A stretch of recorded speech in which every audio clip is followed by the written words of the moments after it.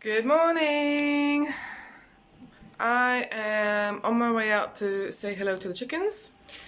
They need a clean out, fresh water and so forth, and Andy frantically built a nesting box for them last night before we lost the light. So I'm going to show you that too. So I have their water here. This is just a small, I think it's 1.5 liters of water, and I add a tablespoon of apple cider vinegar in there, which is supposed to help them with their gut, just as it does with humans, help them digest, and it's also sort of like an anti-bac, helps fight off any worms they might have. It's all natural process. It's not a substitute for proper worming though, let me just make that clear. Alright, so let's go see the chickens. Ooh. Alright, I can hear that Andy's already in there.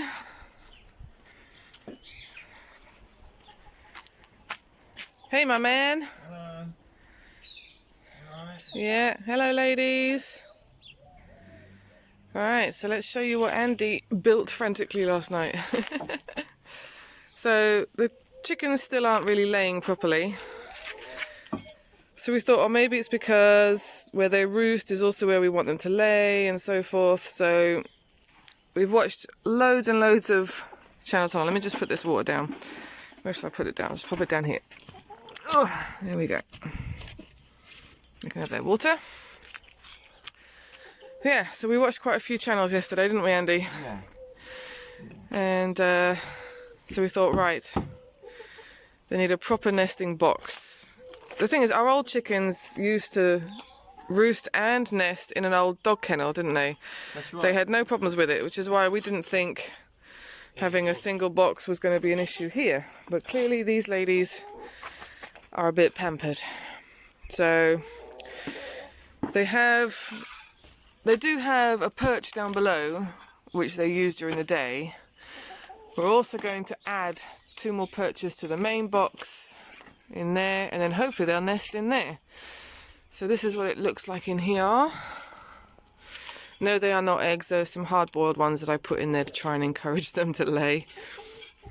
And then in here, oh, so we're going to put some rungs in there. I'm going to give this a good clean and a spray down, and we'll put some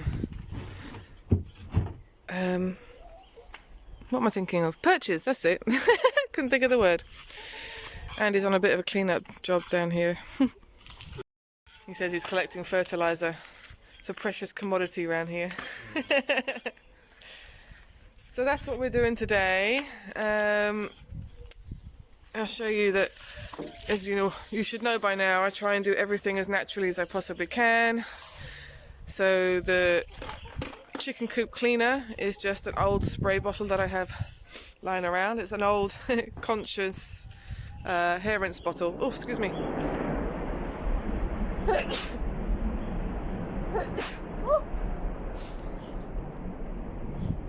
The sun and I don't get on very well. Any change of temperature and change of light makes me sneeze. And it has definitely got a change of temperature out here at the moment. We had glorious sunshine and early 20 degrees over the weekend, and now we're back down to 10 degrees and it's grey and cold and no one wants to be outside. So, as I was saying, I've got a coop cleaner bottle here, and it's just a mix of 3 parts water, 1 part witch hazel, because I don't have any vodka alcohol or rubbing alcohol to go in there, so I used witch hazel, and some, I think I've put like maybe a teaspoon or maybe 2 teaspoons worth of Dr. Bronner's peppermint Castile soap, liquid Castile soap in there, and then sort of 10 drops of peppermint essential oil and 10 drops of rosemary essential oil, and I spray that all over the chicken coop, and that should keep away any bugs, that should keep everything clean, that should keep the straw that we're going to put in there clean. So hopefully we can get these girls to start laying. See you soon. Alright, in the scheme of sharing what I did to keep things natural, Earlier you saw what I used to clean or spray down the chicken coop. Yeah. I am empty in my laundry detergent. So I'm going to make some more with you guys. So it's really, really simple. It's just 2 bars of soap. I was using the Faith in Nature soap bars originally, and they're fine.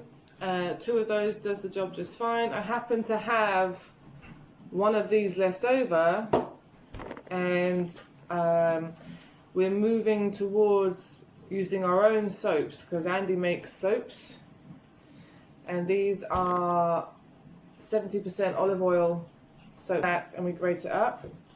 And then you need some soda crystals. You probably recognise it better in a bag like that.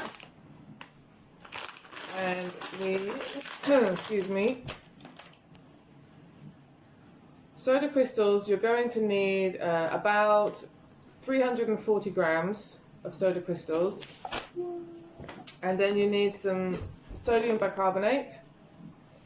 I buy mine in a big giant tub off Amazon, and then I just tip it into the jar for when I need it. And I use sodium bicarbonate for everything. You'll find that out in videos to come. So bicarbonate of soda, you need 170 grams roughly. These are not exact measurements, give or take, it's fine. I used to also add some kind of borax substitute or some kind of biotech stain remover, but they're quite strong chemicals, so about 6 months ago I opted to leave it out, and it's actually worked just fine. I usually I still have a box of biotech's stain remover for the really stubborn stains. So I'll just put a scoop of my normal laundry detergent in there with a little bit of biotech, and that does the job. But quite frankly, our soaps, a little bit of hand scrubbing, and they get the stain out all on their own. So without further ado, I'm going to mix this stuff up and show you what it looks like. I have my little mini me in the kitchen today. So let's weigh this stuff up. We'll start with the soda crystals.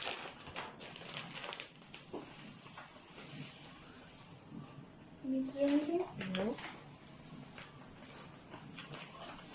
So we want about 340 grams. There we go. 350, whatever. Alright, we've got the soda crystals in, we need some sodium bicarbonate, and for that we need about 170 grams.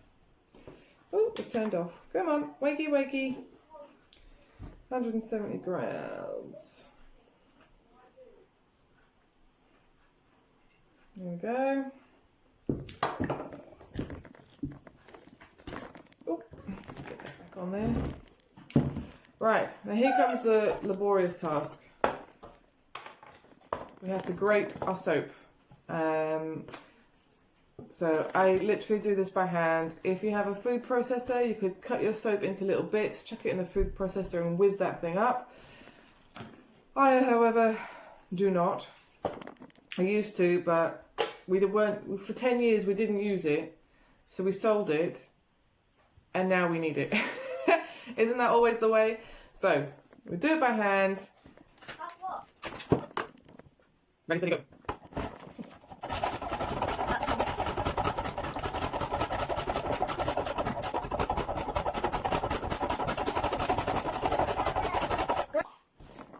Okay.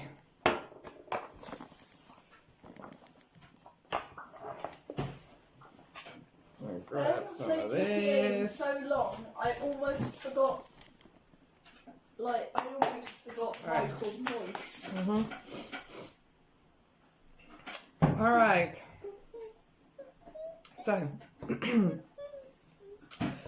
that's that done, and once you've grated everything, you should. Some of all the soaps I do are very different. So some will give you a really fine grated powder like that Olivia one.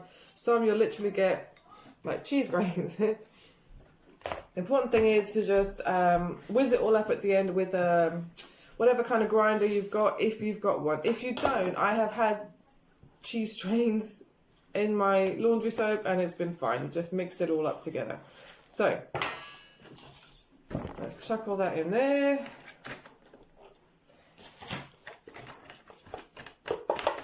Let me show you what that looks like. Alright, so this is what it looks like. You can see the cheese strands in there. That's fine. Just crush up some of the powder lumps, bicarbonate of soda lumps. There we go. So like I said, if you've got a mini blender or a proper blender, then whiz this all up and you'll get a really lovely fine powder. I don't have one. I used to have one of those little mini ones that used to go on the end of one of the stick blenders, but it broke. And I used to just literally do batches of that at a time. But this will all still work in the washing machine. It still does a fine job. Just mix it around, almost like you're making breadcrumbs, really. The soap blades will just grind into the bicarbonate of soda and the soda crystals.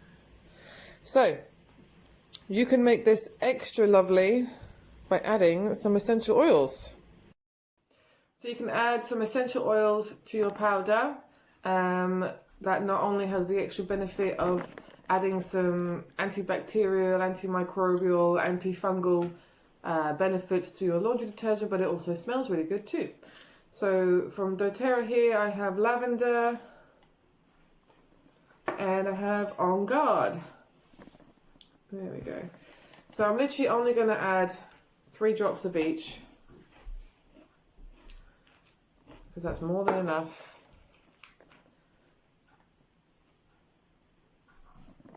There you go.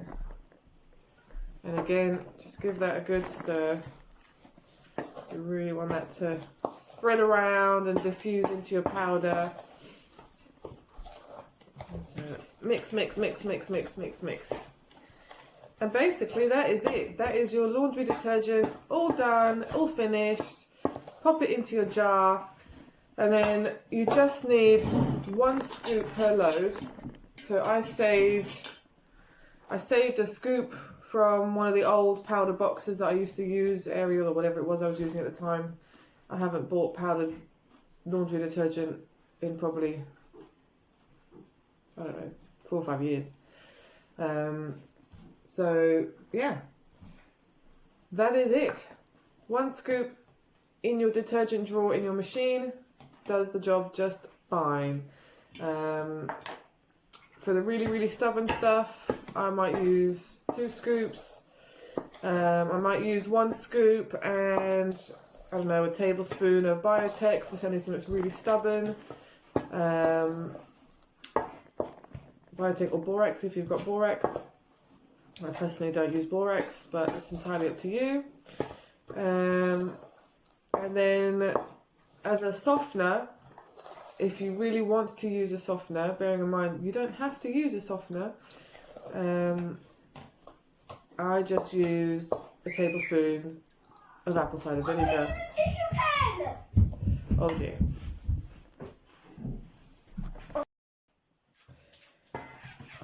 Alright, sorry, mini crisis there. The dogs managed to get into the chicken run. Thankfully they weren't chasing the chickens. Otto was just eating a load of chicken poop. Nice. So, there we go. That's your homemade laundry detergent. I use apple cider vinegar in my softener if I need it. And that is literally all I do. So, yeah. I started making my own because I was, quite frankly, I don't know what it is about me, but I seem to like shrinking clothes.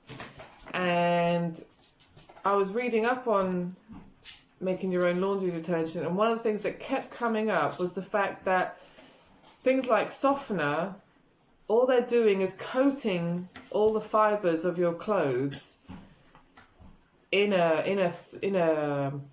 a substance basically that makes the clothing feel soft. It's not actually refreshing the fibres themselves, it's just coating them. And that coating, when it gets heated up in a dryer, can actually shrink, and it damages the fibres of your clothes. So I was like, well, that's it. That's why all my clothes are getting destroyed all the time. So I stopped using softener, and just in an attempt to be more toxin-free in the house, I didn't want strong chemical products coating the fibres that go on my skin that then get absorbed by me. So I just started making my own, and it's completely 100% natural. There's no preservatives in here, there's no so-called fabric softener, strengthening fibres, colour, brightening, blah blah blah products in here. So I'm happy with it. We've been using it for ages. Those of you who want bleached white socks and bleached white shirts might have an issue with the product, because life does not let you have bleached white socks and so forth. So it doesn't bother me. If it doesn't bother you, this product is perfect for you. And I hope you found that helpful in some way, and I will see you guys on the next DIY, toxin-free, chemical-free, essential oil goodness video. If you are interested in essential oils, ping me a message, because I do sell the doTERRA. I have a website for selling the doTERRA. I love the doTERRA oils. I also love the doTERRA Deep Blue Back Rub. That's a whole other video for that. But I do also like the Young Living cleaning products with their thieves.